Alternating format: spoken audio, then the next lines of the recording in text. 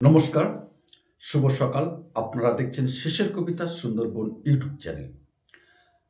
আর কিছুদিনের মধ্যেই ঘোষিত হবে পশ্চিমবঙ্গ রাষ্ট্র বিশ্ববিদ্যালয়ের তৃতীয় সেমিস্টারের পরীক্ষার নির্ঘণ্ট।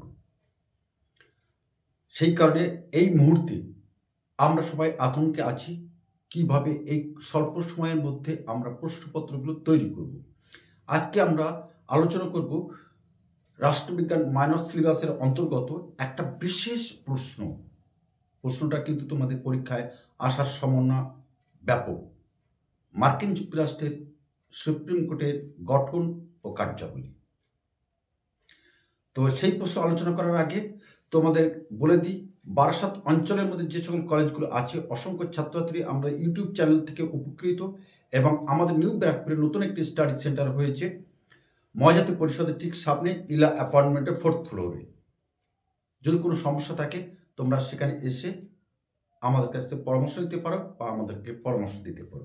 তো আমরা আজকে আলোচনা করি মার্কিন যুক্তরাষ্ট্রের সুপ্রিম কোর্টের গঠন ও কার্যাবলী। তো এই প্রশ্নটা শুরু করতে গেলে প্রথমে আমাদের ভূমিকা লিখতে হবে। ভূমিকাটা এইভাবে আমরা লিখব। আলোচনার শুরুতেই আমরা বলতে পারি যে মার্কিন যুক্তরাষ্ট্রের সর্বোচ্চ আদালত হলো সুপ্রিম কোর্ট। আলোচনার শুরুতে আমরা বলতে পারি যে মার্কিন যুক্তরাষ্ট্রের সর্বোচ্চ আদালত হলো সুপ্রিম কোর্ট। তবে এই সুপ্রিম কোর্ট চালু হওয়ার পরে সে দেশে এর খুব বেশি ক্ষমতা ছিল না, বা কর্তৃত্ব সম্পন্ন প্রতিষ্ঠান হিসাবে সুপ্রিম কোর্ট নিজেকে তৈরি করতে পারেনি। কিন্তু 1801 সালে মার্শাল প্রধান বিচারপতি হওয়ার পর মার্কিন যুক্তরাষ্ট্রের সুপ্রিম কোর্ট অধিক কর্তৃত্ব সম্পন্ন এবং ক্ষমতা সম্পন্ন একটি প্রতিষ্ঠান হিসেবে নিজেকে তুলে ধরে। আর এই সুপ্রিম কোর্টে বর্তমানে একজন প্রধান বিচারপতি এবং 8 জন অপর প্রধান বিচারপতি নিয়ে মার্কিন যুক্তরাষ্ট্রের এই সুপ্রিম কোর্ট গঠিত হয়েছে। তবে এই বিচারপতিদের কার্যকালের মেয়াদ সে দেশের সংবিধানে নির্দিষ্ট করা নেই। সেখানে বলা হয়েছে যতদিন তারা শপথে বহাল থেকে কাজ করতে পারবেন ততদিন তারা কাজ করে যেতে পারেন। তবে বিশেষ কতগুলো পদ্ধতির মধ্য দিয়ে কোনো অনৈতিক কাজের সঙ্গে যুক্ত বিচারপতিরা থাকলে এবং সংবিধান বিরোধী কোনো কাজকর্ম নিজেকে রেখে দিলে সেক্ষেত্রে বিশেষ ইমপিচমেন্ট পদ্ধতিতে সে দেশের সংবিধানের বিচারপতিদের পদচ্যুত করা যায়। এবার আমরা আসব মার্কিন যুক্তরাষ্ট্রের সুপ্রিম কোর্টের কার্যাবলী। আমরা গঠনটা আলোচনা করে দিলাম, এবার আলোচনা করব মার্কিন যুক্তরাষ্ট্রের সুপ্রিম কোর্টের কার্যাবলী। তো তোমাদের যদি এই চ্যানেলের এই আলোচনা ভালো লাগে তা একটা অবশ্যই আমরা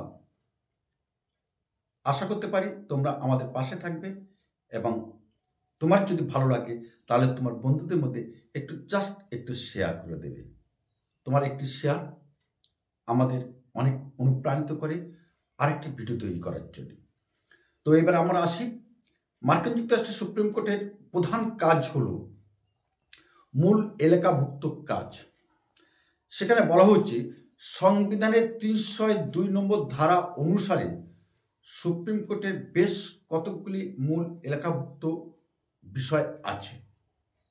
আবার বলছি, মার্কিন যুক্তরাষ্ট্রের সংবিধানের 302 নম্বর ধারা অনুসারে সে দেশের সংবিধানের মূল এলাকাভুক্ত বেশ কতগুলি বিষয় আছে। আর সেই বিষয়গুলি হল রাষ্ট্রদূত, কূটনৈতিক প্রতিনিধি, কনসার্ট সম্পর্কিত মামলা, অঙ্গরাজ্যের সাথে যুক্তরাষ্ট্রীয় সরকারের কোনো বিরোধ বাঁধলে তার মামলা, এবং আন্তঃরাজ্য মামলা, এবং কোনো অঙ্গরাজ্যের নাগরিকদের সঙ্গে অন্য অঙ্গরাজ্যের নাগরিক কিংবা বিদেশিদের সাথে কোনো মামলা, সেগুলো মূল এলাকাভুক্ত মামলা বলে গণ্য করা হয়। আর এই মামলাগুলি সরাসরি সুপ্রিম কোর্টে দায়ের করা যায়। এবার আসবো 2 নম্বর, আপিল এলাকা। প্রথমে আলোচনা করলাম আমরা মূল এলাকা অর্থাৎ প্রধান এলাকা, এবার আপিল এলাকা। মার্কিন যুক্তরাষ্ট্রের আপিল এলাকাভুক্ত বিষয়গুলি ভীষণ গুরুত্বপূর্ণ এবং তাৎপর্যপূর্ণ বিষয়, কারণ সুপ্রিম কোর্টের অধিকাংশ মামলাগুলি সে দেশের আপিল এলাকাভুক্ত মামলা বলে ধরা হয়। শুধু তাই নয়, সুপ্রিম কোর্টের এই আপিল এলাকাভুক্ত বিষয়গুলি হল যে নিম্নতর যুক্তরাষ্ট্রীয় আদালত সাথে যুক্ত কোনো বিষয় সঙ্গে যুক্তরাষ্ট্রীয় কোনো বিষয়ের যদি বিরোধ বাধে, সেই বিরোধগুলি আপিল সুপ্রিম কোর্টে করা যায়। তবে মার্কিন যুক্তরাষ্ট্রের আইনসভা আইন প্রণয়ন করে এই সুপ্রিম কোর্টের কর্তৃত্ব বা ক্ষমতা অনেকখানি বৃদ্ধি করতে পারে। আর সেখানে বলা হয়েছে যে এই আপিল এলাকাভুক্ত বিষয়গুলি সে দেশের সংবিধানে অতি সহজে আপিল বা আবেদন করা যায়। এবার আমরা 3 নম্বর আসবো। 3 নম্বর যে পয়েন্টটা তোমরা লিখবে, সংবিধানের রক্ষাকর্তা এবং ব্যাখ্যাকার। মার্কিন যুক্তরাষ্ট্র আমরা আলোচনার প্রথমেই বলছিলাম, সে দেশে যখন সুপ্রিম কোর্ট গঠিত হয়েছিল তখন তার খুব বেশি ক্ষমতা বা কর্তৃত্ব ছিল না।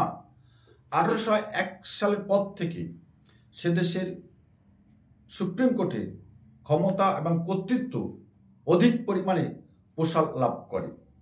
আর সেই লক্ষ্যে বর্তমানে মার্কিন যুক্তরাষ্ট্রের সুপ্রিম কোর্ট অধিক ক্ষমতা সম্পন্ন একটা প্রতিষ্ঠান হিসাবে নিজেকে তুলে ধরেছে। আর নিজেকে তুলে ধরার পাশাপাশি সে দেশের সুপ্রিম কোর্ট সে দেশের প্রধান ব্যাখ্যাকার এবং রক্ষাকর্তা হিসাবে, সংবিধান রক্ষাকর্তা হিসাবে নিজেকে প্রতিষ্ঠিত করেছে। এই সুপ্রিম কোর্ট রক্ষাকর্তা হিসাবে শাসন ও আইন বিভাগের সংবিধান বিরোধী যে কোনো নির্দেশ সে দেশের সুপ্রিম কোর্ট বাতিল করতে পারে। এবার আমরা আসবো 4 নম্বর, নাগরিকদের মৌলিক অধিকার রক্ষা কর্তা। মার্কিন যুক্তরাষ্ট্রের সুপ্রিম কোর্ট নাগরিকদের মৌলিক অধিকারগুলি রক্ষা করে এবং সুনিশ্চিত করে। এক্ষেত্রে নাগরিকদের যদি মৌলিক অধিকার সম্পর্কে কোনো বিষয় সম্পর্কিত কোনো বিষয় ক্ষুণ্ণ হলে, অথবা সে দেশের নাগরিকরা যদি মনে করে যে তাদের অধিকার থেকে তারা বঞ্চিত হচ্ছে, তাহলে নিজেদের অধিকার আদায় করতে সে দেশের সংবিধানের দ্বারস্থ হতে পারে নাগরিকরা। এবং এখানে কেন্দ্র ও রাজ্য আইনসভার কোনো আইন মধ্যে বিরোধ দেখা দিলে সেই বিরোধের যাবতীয় মীমাংসা সুপ্রিম কোর্ট করতে পারে। পঞ্চমত, যুক্তরাষ্ট্রীয় আদালত হিসাবে সুপ্রিম কোর্টের ভূমিকা। আমরা আগেই বলেছি, মার্কিন যুক্তরাষ্ট্রের সংবিধান কেন্দ্রীয় এবং রাজ্য সরকারগুলির মধ্যে সমন্বয় সাধন করে থাকে। এক্ষেত্রে মার্কিন যুক্তরাষ্ট্রের সুপ্রিম কোর্ট কেন্দ্র এবং রাজ্য সরকারের মধ্যে কোনো বিরোধ দেখা দিলে সেই বিরোধের যেমন মীমাংসা করে এবং উভয় প্রকার সরকারের মধ্যে তারা একটা সমতা স্থাপন বা সুসম্পর্ক স্থাপন করার জন্য সদা সর্বদা নিজেকে নিয়োজিত করে থাকে সে দেশের সংবিধান। আর সংবিধানের ব্যাখ্যাকর্তা হিসাবে সুপ্রিম কোর্ট এই সকল নির্দেশগুলি লেখ বা নির্দেশ জারি করতে পারে বা করে থাকে। তবে এখানে উল্লেখ করা প্রয়োজন যে সুপ্রিম কোর্ট যে সকল রায় দেন প্রদান করেন সেগুলি সে দেশের সর্বজনগণ মেনে চলতে বাধ্য। যেহেতু তোমাদের 10 নম্বর থাকবে সেহেতু তোমরা এই 5টা পয়েন্টেই তোমরা লিখবে। আর লিখতে যদি তোমাদের কোনো রকম সমস্যা হয় তাহলে আমাদেরকে হোয়াটসঅ্যাপে জানিয়ে দেবে, আমরা এই নোটসের লিঙ্কটা তোমাদের কাছে আমরা পৌঁছে দেব। এবার আমরা আসি, মন্তব্য করতে হবে আমাদের। ভূমিকা যখন করেছি মন্তব্য আমরা করব, তাহলে মন্তব্যটা আমরা এইভাবে করব। পরিশেষে আমরা বলতে পারি যে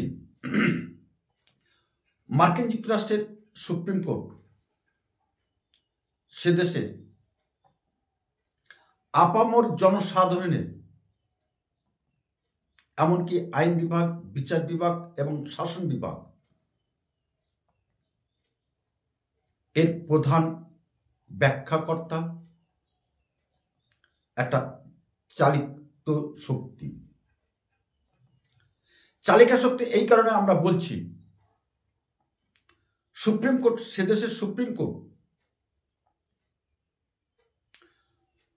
নাগরিক থেকে শুরু করে সমস্ত বিভাগকে নিয়ন্ত্রিত করে থাকে,